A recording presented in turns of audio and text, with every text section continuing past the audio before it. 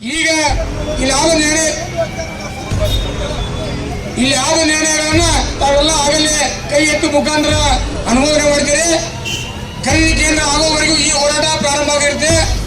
ಶ್ರೀಗಳ ಒಂದು ಆರೋಗ್ಯದಲ್ಲಿ ಏರುಪೇರಾಗಿದ್ದರಿಂದ ಇವತ್ತು ಜಿಲ್ಲಾಧಿಕಾರಿಗಳ ಮನವಿ ಮೇರೆಗೆ, ಸರ್ಕಾರದ ಮನವಿ ಮೇರೆಗೆ ಇವತ್ತು ಅವರು ತಮ್ಮ ಒಂದು ಉಪವಾಸವನ್ನು ಅಂತ್ಯಗೊಳಿಸಿದ್ದಾರೆ. ಅದಕ್ಕೆ ಇವತ್ತು ಸರ್ಕಾರಕ್ಕೂ ಮತ್ತು ಶ್ರೀಗಳಿಗೆ ಧನ್ಯವಾದನ ಈ ವೇದಿಕೆ ಮುಖಾಂತರ ಹೇಳಕ್ಕೆ ಇಷ್ಟಪಡ್ತೀನಿ. ಆದ್ರಿಂದ ಇಲ್ಲಿ ಆಗಮಿಸಿದಂತ ಅವರ ಭಕ್ತರು, ಅವರ ಅಭಿಮಾನಿಗಳು, ಅವರ ಕುಟುಂಬ ವರ್ಗದವರು ತಾವು ಯಾರು ನೊಂದ್ಕೋಬೇಡ್ರಿ. ಯಾಕೆ ನೊಂದ್ಕೋಬೇಡ್ರಿ ಅಂದ್ರೆ ಈ ರಾಜ್ಯದಾಗ ನೊಂದ ರೈತರ ಧ್ವನಿಯಾಗಿ ಇವತ್ತು ಉಳಿದವರು ಅದನ್ನ ಹಿಂದೆ ಬರ್ರಿ. ಅವ್ರ ಹಿಂದೆ ನಾವೆಲ್ಲ ಅದೀವಿ, ಅವ್ರ ಹಿಂದೆ ಎಲ್ಲರೂ ಅದೀವಿ, ಎಲ್ಲರ ಅಭಿಮಾನಿಗಳಿದ್ದೀವಿ. ಆದ್ರೆ ಜಿಲ್ಲಾಧಿಕಾರಿಗಳಿಗೆ ಇದೊಂದು ಎಲ್ಲರೂ ಆಗಲೇ ನಿರ್ಣಯ ಆದ ಪ್ರಕಾರ ಇಲ್ಲೇ ಶ್ರೀಗಳಿಗೆ ನಾವು ನಿಮ್ಗೆ ಕೊಟ್ಟು ಮಾತು ಪ್ರಕಾರ ಕರ್ಕೊಟ್ಟಿವಿ ಸಾಹೇಬ್ರ. ಕೇಂದ್ರ ಇಲ್ಲೇ ಉದ್ಘಾಟನೆ ಆಗ್ಬೇಕ್ರಿ. ತಾವು ಯಾರು ಕರ್ಕೊಂಡ್ಬರ್ರಿ ನಮ್ಗೆ ಯಾರು ಅಭ್ಯಕ್ಷ ಇಲ್ಲ. ಯಾರು ಬರೋರು ಇಲ್ಲೇ ಬಂದಿರ್ಬೇಕು, ಬರೋರು ಇಲ್ಲಿ ಬಂದಿರ್ಬೇಕು, ಅವ್ರು ಕರ್ಕೊಂಡು ಮಾಡ್ರಿ.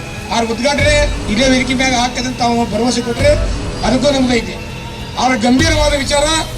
ಈ ಒಂದು ಶ್ರೀಗಳು ಈ ಸ್ಥಿತಿಗೆ ಬರೋಕ್ಕೆ ಅನೇಕ ಕಾರಣಗಳು, ಕಾಣದ ಕೈಗಳು ಕೆಲಸ ಮಾಡಿದಾವು.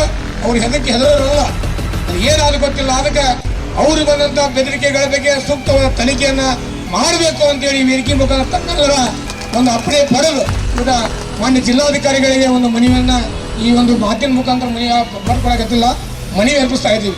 ಅದಕ್ಕೆ ಮಾನ್ಯ ಜಿಲ್ಲಾಧಿಕಾರಿಗಳು ಹೋರಾಟ ಮಾಡುವಂತ ಅನೇಕರಿಗೆ ಈ ರೀತಿ ಆಗ್ತಾ ಇದೆ, ನಮ್ಮಂತರಿಗೆ ಆಗಿದ್ದಾವೆ. ಇವು ಶ್ರೀಗಳನ್ನು ಬಿಡಾಕತ್ತಿಲ್ಲಪ್ಪ ಅಂದ್ರೆ ಇದಕ್ಕೊಂದು ಕಡಿವಾಣ ಹಾಕುವ ಒಂದು ವ್ಯವಸ್ಥೆ ಮಾನ್ಯ ಜಿಲ್ಲಾಧಿಕಾರಿಗಳು ಮಾಡಬೇಕಂತ ಇವತ್ತು ಅವರೆಲ್ಲ ಭಕ್ತರ ಮತ್ತು ಎಲ್ಲ ರೈತರ ಪರವಾಗಿ ಇವತ್ತು ಅವರಲ್ಲಿ ವಿನಂತಿ ಪೂರ್ವಕವಾಗಿ ಕೇಳ್ತಾ ಇದ್ದೀವಿ ಶ್ರೀಗಳು.